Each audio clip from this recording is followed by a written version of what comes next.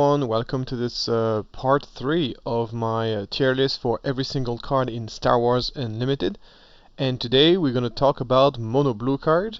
If you want to know more about how I rank these cards, please take a look at the very first video where I give more details about it. And now, without further ado, let's talk about the very first card on this list, and that's going to be Bendu. So Bandu is one of those double aspect cards, and I have to say double aspect cards are by nature a little bit harder to rank, simply because they in order to include them in your deck, you need to basically deny yourself an entire color, which is a very big deal at the moment, because it turns out that the card pool is relatively small, so playing one less color is kind of a big deal on its own. And not only that, you also do not really get access to a lot more cards by playing double aspects. So there's basically 3 double aspect cards per color, and basically denying yourself the possibility to play every card in one color just in order to play 3 additional double aspect cards is not worth it most of the time. With that being said, the double blue card often are more pushed and more powerful than regular card. It is what basically justifies you running them.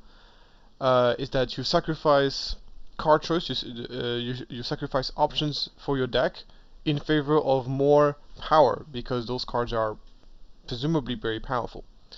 So this is the reason why I will rate double aspect card far more harshly than other cards, because, as I said, in order to include those cards into your deck, you need to essentially deny yourself the possibility of playing an entire color, which is kind of a big deal. Obviously, you can always run those cards out of aspect and pay the tax, so two more resources for every aspect requirement that you don't have among your leader or base. But I feel like in Constructed this is very rarely a good idea to do that. We might jump into a few cards in which you can pay the aspect penalty, but overall, from my experience, it has almost never been worth it to do this in Constructed at the very least. So, with all that being said, how strong is Bendu?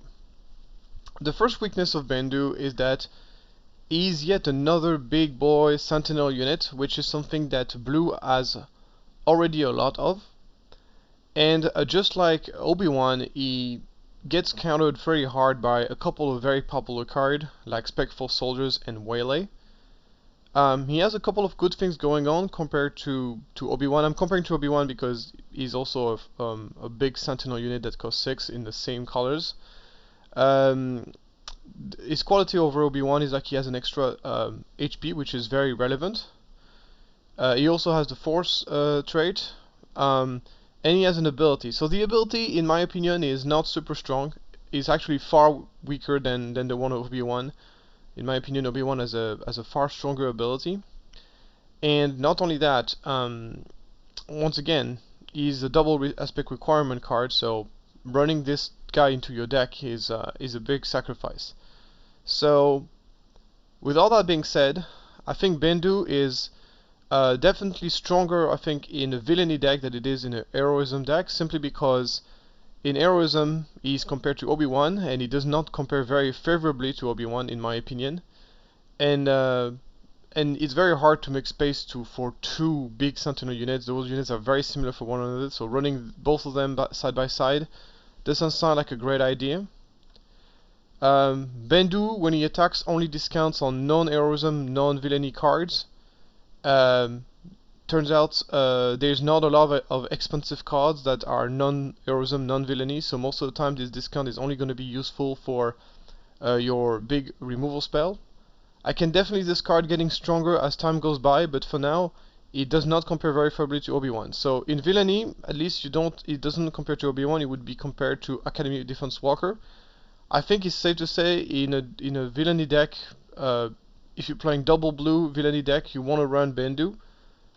So for that purpose, he's playable, but he's not like amazing.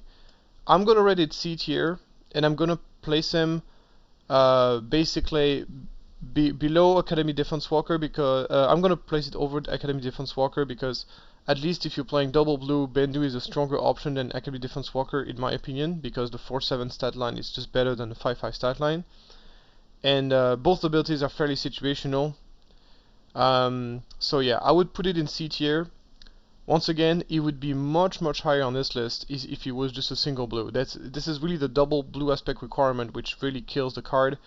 As I said, I'm gonna judge double aspect requirement card very harshly, because I think that the sacrifice of not being able to play an entire color is a massive sacrifice, and has to be taken into account, obviously.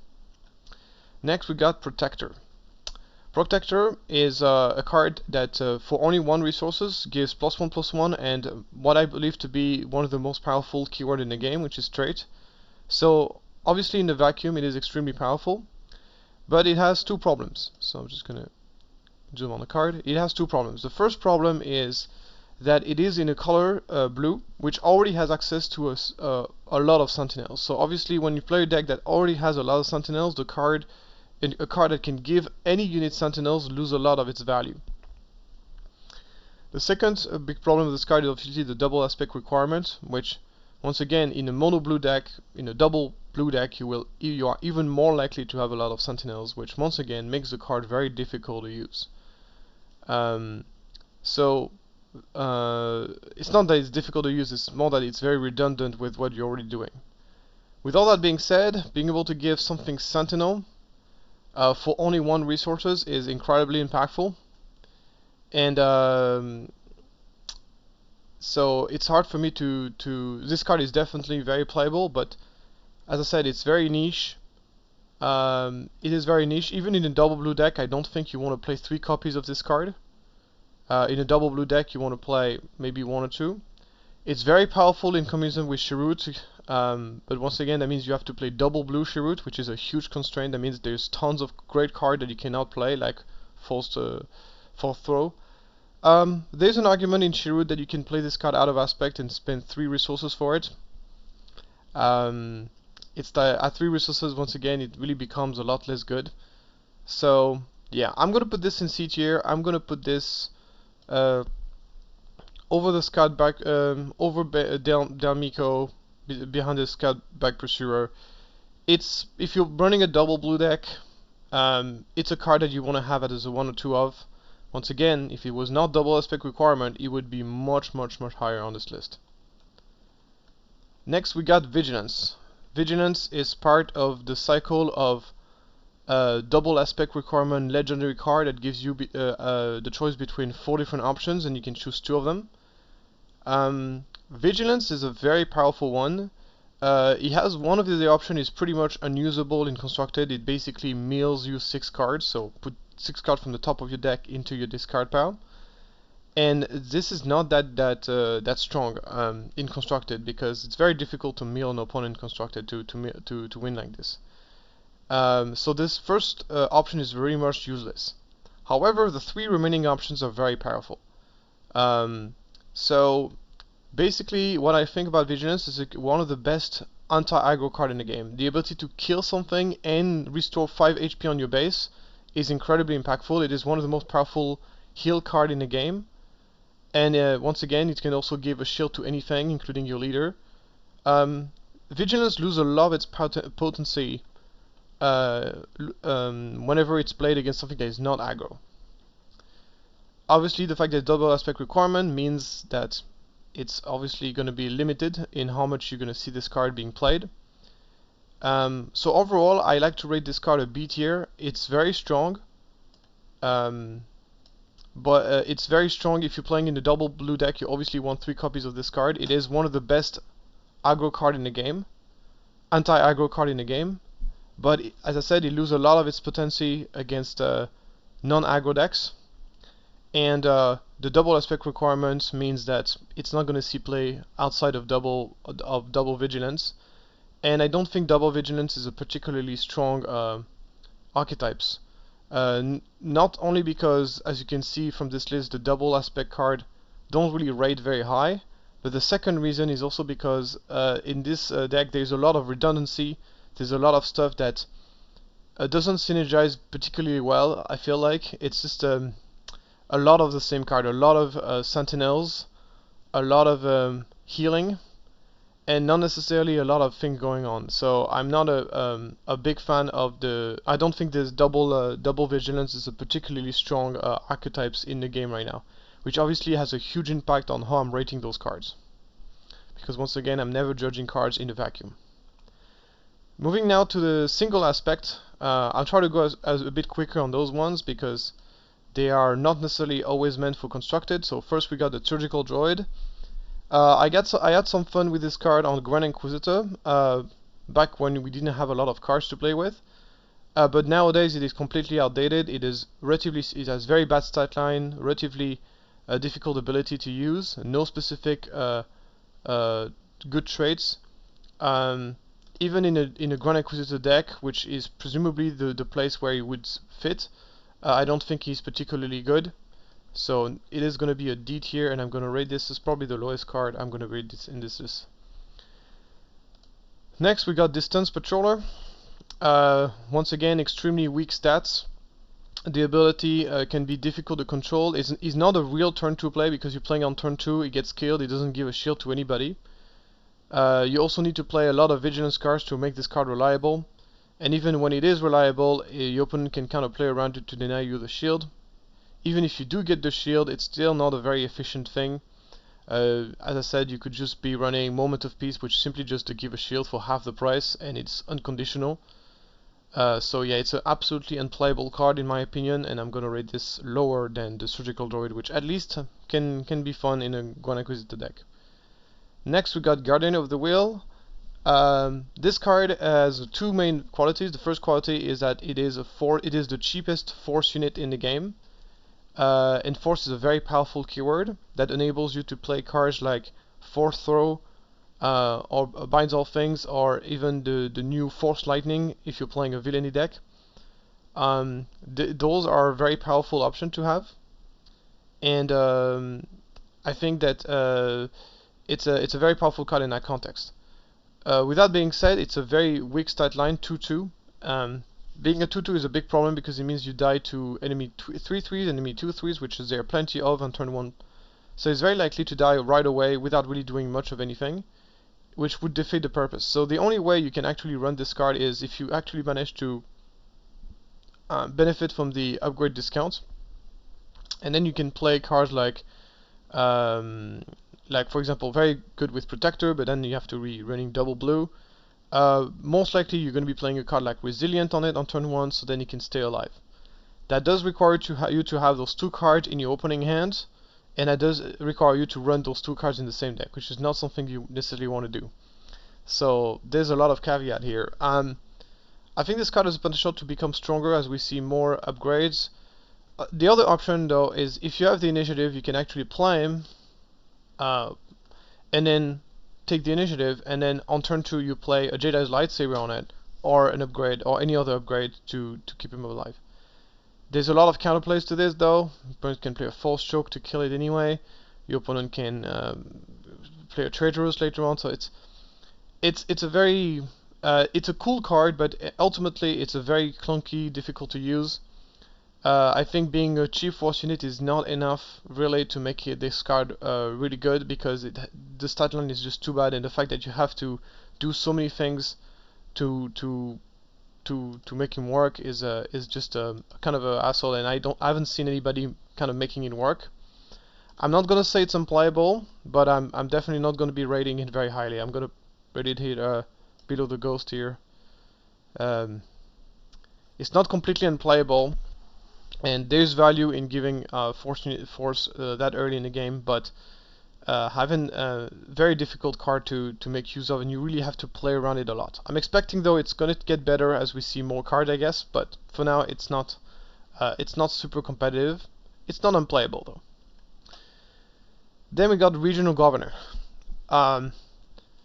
When this card was first revealed, I thought that it would be a very specialized sideboard card, just like Meddling Mage is in Magic the Gathering. And it turns out this card is much stronger than I thought, even in the main deck. First of all, it has two very relevant keywords, Imperial and Official. which makes it a good card in Palpatine decks that are playing Royal Guard. It's also really good in Thrawn decks, because with Thrawn you can see the top of the other player's deck, and then you can play this card and name the card that you know for sure they have in hand.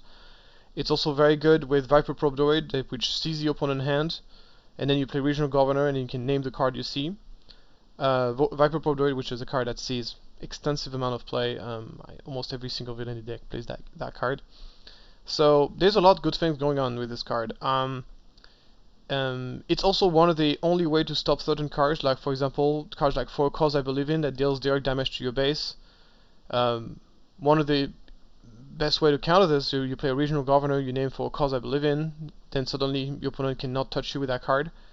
That can be very powerful, and if the aggro deck wants to take it down, she has 4 HP, so he's gonna have to spend some significant resources in order to be able to kill her. So there's a lot of going on in this card. It's a card that can sometimes be clunky to use. It's a very skill intensive card to use, of course. You need to know your opponent's deck very well. There's going to be matchup where it's going to be very good, somewhere it's going to be very bad. It's going to be quite situational, and yes, of course, the power of this card really depends a lot on what is going on. With all that being said, I've seen enough good stuff from this card, and I'm comfortable enough to place it in the B tier. And I'm going to put it at the bottom of B tier. It's a strong option to have in a lot of decks, and overall a pretty solid card. Next, we got Cloud City Wing Guard, which is the typical 2/4/3 Sentinels. So Sentinel units in Vigilance are not very a valuable commodity because we have so many of them, and Cloud City Wing Guard is really not the best Sentinels you can have in those colors. The 2 attack is really a big problem because 2 attack really doesn't kill much in this game. This card used to see quite a bit of play, but since then we've gotten a lot more cards. And nowadays it is definitely a lot more difficult to justify it. If you're playing villainy, you're most likely going to be preferring to play Cell Block Guard, which has better stats. In my 3/3 is better than 2/4 in my opinion, and also has the advantage of being not only a trooper but also an Imperial unit, so it has all those synergies as well. And it's also villainy, meaning that you can pull him off Darth Vader as well. So, and if you're playing the Rebels, very likely you are playing Echo-based defenders. So regardless of what color you play, there are simply stronger options for Sentinels that cost 3. So it's not a terrible card, and I think it would see play if it was not outclassed by other cards, but it is definitely there's definitely better options out there. So this is going to be D tier. Next we got Wilderness Fighter, a card that is very low impact with only 2 attack, but very difficult to kill with both shielded and has 4 toughness. But the question is, why would you ever want to kill this? You can just ignore it. So the only deck in which I can see Wilderness Fighters seeing play in Constructed is in a Chewbacca deck, because Chewbacca can use his ability to turn the Wilderness Fighter into a Sentinel, and once this unit has Sentinel, it becomes very annoying because then you have to kill it if you want to deal damage to the base, and obviously this unit has 4 HP and a shield, so it becomes a pain. It's only lasts for a turn though, so you have to time it right. I don't think so. This card is really only playable in a Chewbacca deck, and even in a Chewbacca deck, it's not amazing. It's decent, but it's not amazing. So I'm gonna put it in C tier. It's not complete. It would be unfair to say that it's completely unplayable, but it is definitely not. I just want to say once again that there's a pretty big difference of power between the top C tier and the bottom C tier. Like, do not think that because I put Bendu on the same row as Wilderness Fighter doesn't mean those cards are equally in power level. It's just that they belong to the same category of specialized cards that are not super strong even in the deck where they belong to. But they definitely, there's still a very big gap of power level between the card that I put on top of the tier and the card I put at the bottom of the tier. So I just want to make sure that's very clear.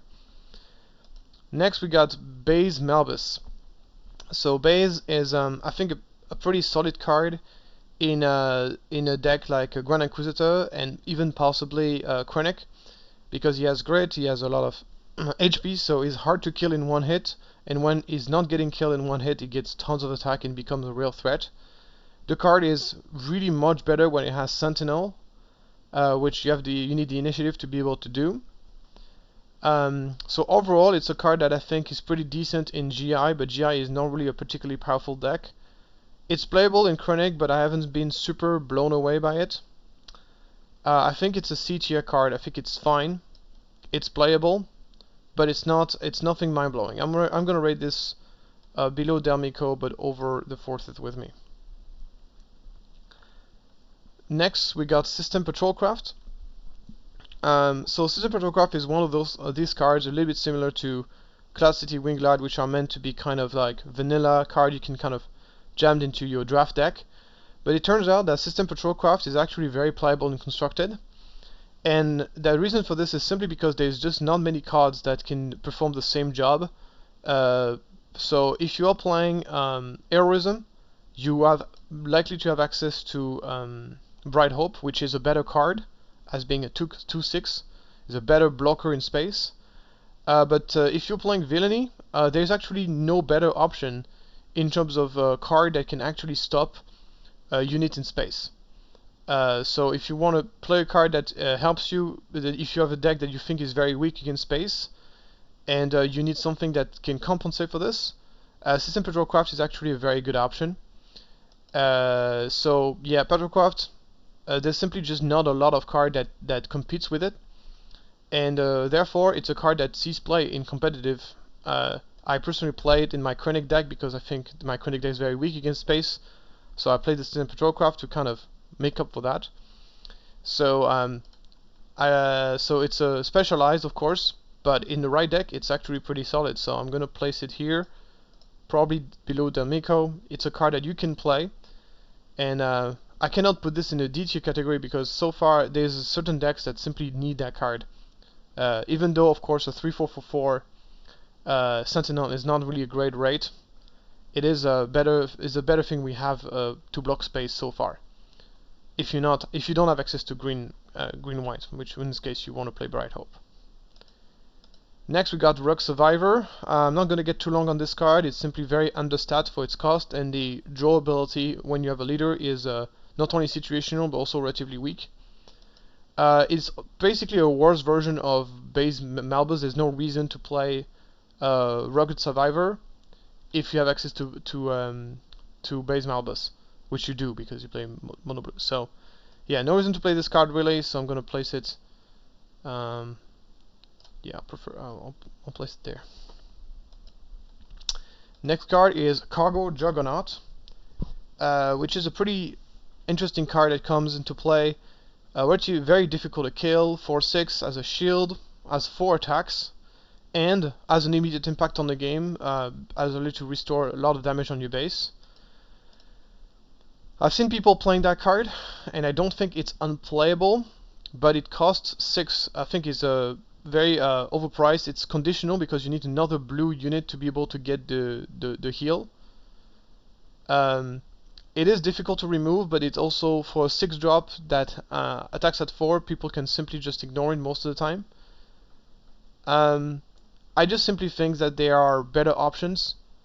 And as I said, blue already has access to a tons of restore. So if you really want a card that allows you to restore your HP, I think there are better options out there. So I'm gonna place this card because there's an argument that can be made for it's between the bottom of C tier or the top of D tier. Is there any deck that wants to be running that card? Where running that card is not a mistake? I doubt it. So I could be wrong. I'm gonna put it at top of D tier. I don't think there's any deck that wants to be running that card. And I don't see any deck in which you would want to run that card and be happy about it. So I'm gonna put it at the bottom of D tier. If I see some people playing this in the sideboards or whatever, yeah, we need a bit more I would need to be convinced for this card to be bottom of D tier, but I could be wrong. It's one of these, but I'm going to put it bottom D tier for now. Resilient. Okay, Resilient is a pretty interesting card. I think there's two cards that I like this card. The first one is the Shirut deck. This card is an excellent way to make Shirut to save Shirut, because Shirut basically doesn't die when he has a lot of damage on him, and you can play Resilient to basically save him. So it's a card that is kind of you can preemptively play it to make a unit harder to kill.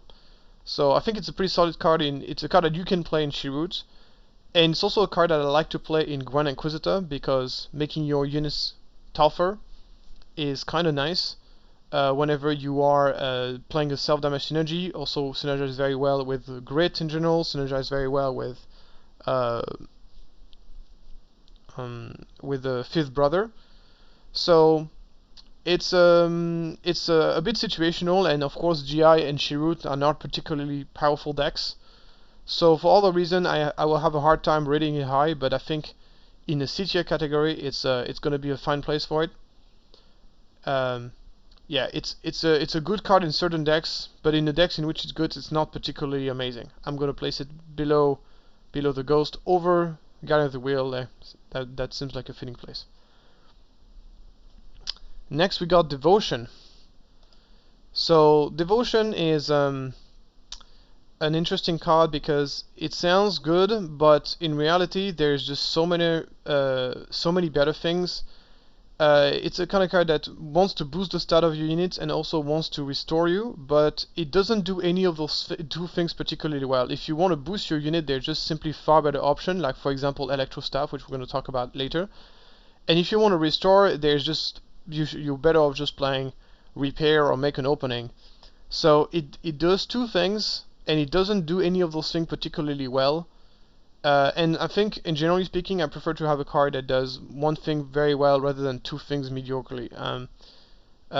It's just simply difficult to deny. It's not particularly strong. It's not a card that you want to run in sideboard, because, as I said, if you want to run something, even more so for sideboard cards, you want to have cards that are specialized and do something very well. Devotion is simply a bit slow. You play this on the card, then the unit has to attack. There's plenty of stuff the opponent can do to prevent you from getting the restore. And the stat bonus is also pretty underwhelming, so I don't think it's a very playable card. I don't think it's a card you should be playing. So I'm gonna place it over Cloud City Guard, but below Consular Security Force. Obviously, you can play this on your leader and turn your leader into a healing machine, but once again, would you not be better off just playing a card that heals you directly, rather than taking the risk of your leader being killed and you losing your devotion forever and not even getting a single heal from it? So it's a high risk, low reward card. If you compare this, for example, to a Jedi's Lightsaber or any other attachment for that matter, which are usually high reward, high risk, high reward. This one is high risk, low reward. Electro Staff is the next card on this list. It's basically kind of a +2/+3 sort of. Can only be attached to non-vehicle though. I think there's two places for this card. First, it could be in an aggressive blue deck, which I talked about earlier. I think Security Complex is one of the best aggro base in the game, so Sabine Blue might want to be running this card as an extra. Maybe not Sabine Blue, because Sabine Blue needs a lot of heroism card. Anyway, I think maybe the only place where I can see this card being played is in a Shirut deck once again, because Shirut loves attachment. And this is an excellent attachment for it. +2/+2 for 2, sort of +2/+3 for 2 for Shirut is just pretty solid, solid ratio. But outside of this, I don't think this card can see a lot of play, so it's going to be C tier as well. Probably going to rate it below Resilience, but over Guardian of the Wheel. So very specialized, and even in the deck in which it's good, it's not like mind blowing or anything. Okay, Entrench is an interesting card. It used to be one of my favorite card in blue. It has fallen a lot for it, and I think one of the card that is responsible for its demise is Power of the Dark Side. It just is pretty much an anti-synergy with Power of the Dark Side. So there's two ways to use this card.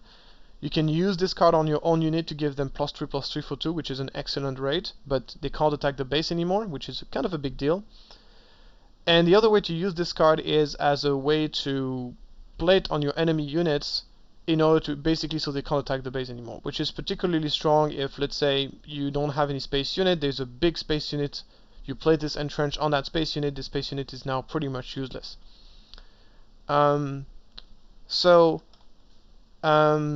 There's two things. This card, as I said, used to be very. I used to rate this card very high, but there's two things that make this card a lot more difficult to play. The first thing is Power of the Dark Side. So if you want to use Entrench as a way to, as a removal spell, as a way to disable enemy units, then it's an anti-synergy with Power of the Dark Side, because then when you play Power of the Dark Side, your opponent is always going to get rid of the card that has Entrench. So already this card, that makes this anti-synergies between those two cards, makes the Entrench pretty much unplayable in a blue-black deck. And that means they only can play this in blue-white. And in blue-white, it's good, but there's another thing that happened as well, is the incorporation of Traitorous. So Traitorous, which allows you to steal enemy units. One of the strongest play in the game was to, in the early stage of the game, was back in the day when we didn't see we didn't have a lot of spoilers, was to play a cheap, low attack, high health HP units in the early stage of the game, and then put an entrench on it, and it would dominate the board. This play is not as strong as it used to be. It gets countered by Power of the Dark Side, which we talked about earlier, but it also gets countered by a card like Traitorous that can steal your unit and your low HP units. So putting upgrade on ship unit now is less viable than it used to be. So with that being said, I still think this card is very playable, especially if you're playing a blue-white deck, and specifically if you're playing a blue-white deck that does not have any space units, or very few space units, because then you can just very comfortably drop this on a very big space unit, and then it's just very effective. So I will rate Entrench in the B tier. I'm going to put this in the low B tier, because I think that if you're playing blue-white and you're playing very few space units, this card is excellent. It's basically kind of a removal spell that can be used as a boost. I think it's very flexible and relatively cheap, so I like this card, but it's relatively specialized, so I can't place it higher than low B tier. Next we got Moments of Peace. So Moments of Peace, I used to be very high on this card. The things that makes me like this card is that it does something that very few cards can do, which is putting a shield token on a leader unit. I like it because it's very unconditional, like you almost always can use it as long as you have a unit in play. It's cheap and it's versatile. Basically, my favorite use of this card is you have a unit that is damaged, that your opponent wants to kill a unit, and sometimes they have to kill a unit in 2 actions. First they need to attack it and then finish it off with a removal or something. And being able to interrupt that with a Moment of Peace can be a pretty big blowout for something that only costs 1 resources. So it's overall a card that I find to be pretty powerful. The only thing that is holding this card back is that basically it's very redundant with a lot of stuff that blue can do. There's a lot of ways to heal units, a lot of ways to give shield to units, notably with Luke's ability that can give shield, even though it's a bit more, you have to do it specifically on the turn the unit arrives. So this means that it's been difficult for people to find space for this card, because even though I think it is a decent card, it remains a card that is specifically good in specific situation, and it is redundant with a lot of shield giving card that we've seen. With that being said, I think it's a card that you can play in most decks and be relatively happy about it. I think it's a solid card. I'm gonna rate it over Entrench into the low B tier category. I think it's a card that really deserves a bit more recognition than it has. It's a card that I think is pretty powerful. But yeah, it's not easy to find. Also, a lot of people who play blue right now are playing very control-y deck, which play relatively few units and very focused on controlling the board. And in this case, Moment of Peace doesn't really go into the game plan that they're trying to achieve. So moving on, we got Repair. Okay, Repair has been mostly a sideboard card in order to heal your base. So obviously you can heal your unit with it, so you can play this in the Chirrut or in GI to heal your unit. But the biggest way people have been using this card it has been as a sideboard card against 4 Cause I Believe In. So 4 Cause I Believe In is a card that basically deals direct damage to your base, and Sabine in general is a deck that will try to win you by burning you in the face and kind of finishing you off that way. Repair is sort of a reverse for Cause I Believe In, because instead of dealing damage directly to your base, it heals your base directly, unconditionally, and for a very cheap cost. So it is a valuable sideboard card. It's a card that I think the main weakness of the card is like it is in blue, and in blue already has tons of healing effects, so it's a little bit redundant. But if this card was available in other color like green or red, it would be so much better, because we really need heal in those colors. And some people are even thinking about putting this card out of aspect. I don't think the card is worth paying 3 for, but for one, it is a very solid sideboard card. So I'm gonna rate it in. This is between. Okay, sideboard cards are a little bit harder to rate. So it's either a high C tier. I'm gonna rate it high C tier. There are other options. It's not like it sees plays in every single sideboard. It's an option that you have in your sideboard. It's kind of the best healing option you have in sideboard. So yeah, C tier is good. Next we got It Binds All Things, which has been for a long time the only payoff we had for force units, but now we have other ones and much better at that.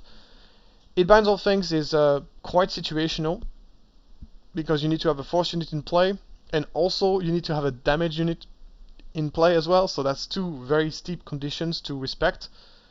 And even when you have the right setup, the card is strong but not like amazing. It can be a pretty big blowout sometimes. So overall, I was not a big on the card, but then Chirrut happens, and obviously It Binds All Things is very strong in Chirrut, because Chirrut of course gets damage and doesn't die when he gets damaged, at least until the end of the turn. And he's also a force unit. So Binds All Things is kind of the perfect card for Chirrut. And so the fact that it's very strong in Chirrut is deserving of praise. But overall, the card is not super powerful. Even in the Chirrut deck, which is the card when it's meant to be, it's strong, but it's not like crazy good. So I cannot rate it higher than C tier. I'm gonna place it C tier, and I'm gonna place it over base. I'm gonna place it over System Patrolcraft. Yeah, sometime in C tier. Moving on, we got Make an Opening. Make an Opening has been a card that, when you compare this card to Open Fire, that deals 4 damage for 3 resources, it's not a great card. -2 magic doesn't kill much of anything, but the heal is pretty relevant. There's 2 things that makes this card pretty good. The first one is that blue was really desperate for some cheap removal spell. So from cheap removal, I need to stop saying removal spell.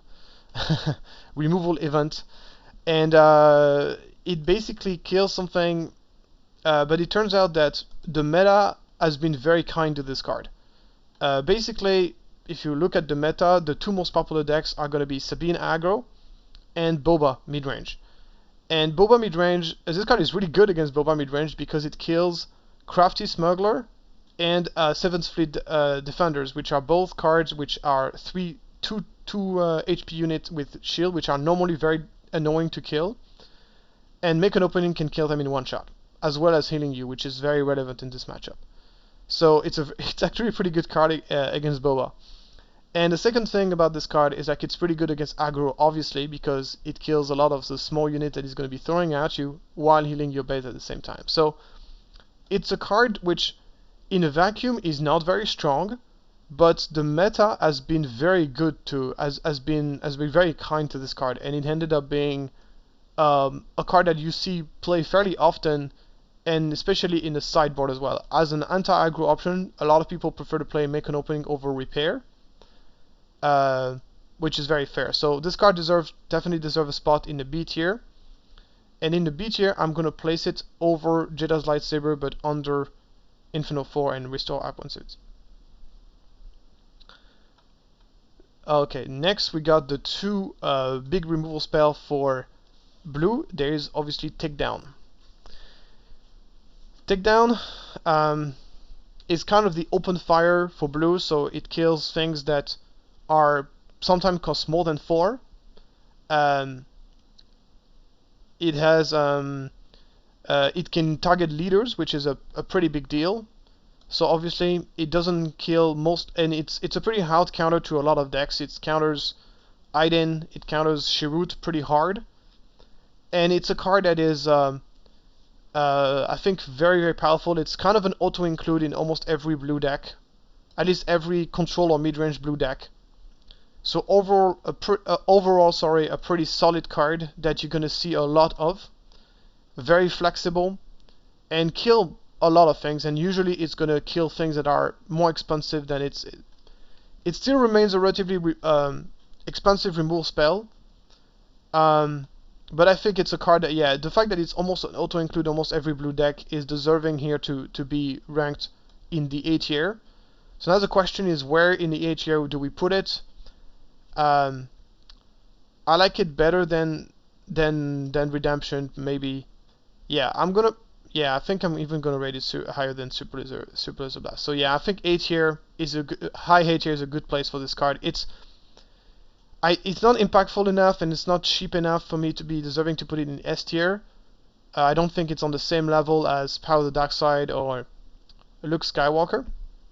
But it's a card that has a pretty big influence on the meta. There are certain decks which are, like, if Takedown did not exist, Shirut as a deck would be a much stronger deck. So I think this, when a card like this has such an impact on the game, and this is almost automatic play in all blue decks, I think it's enough to be deserving to be at least to be a top 8 tier. Moving on, we got Vanquish. So Vanquish is more expensive, but the reason why I like this card is because it does something that very few other cards can do, which is almost unconditionally killing any unit in the game, no matter how big they are.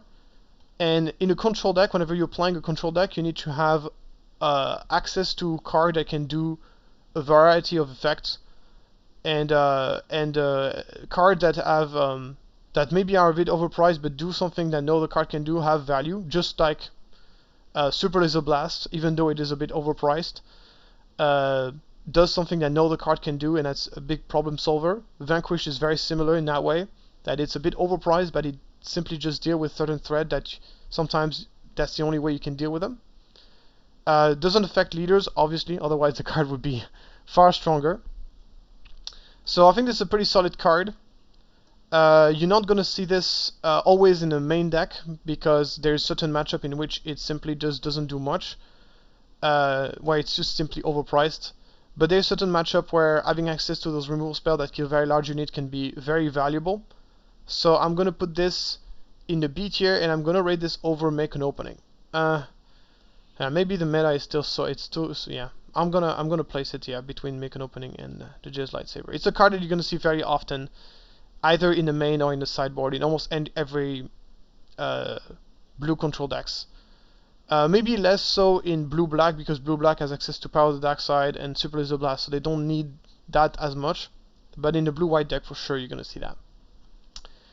And that's it for today. So I tried to go. There were a lot more cards, so I tried to go as quick as I could on the different cards. And I think we're completely done with Vigilance. And thank you, and see you next time.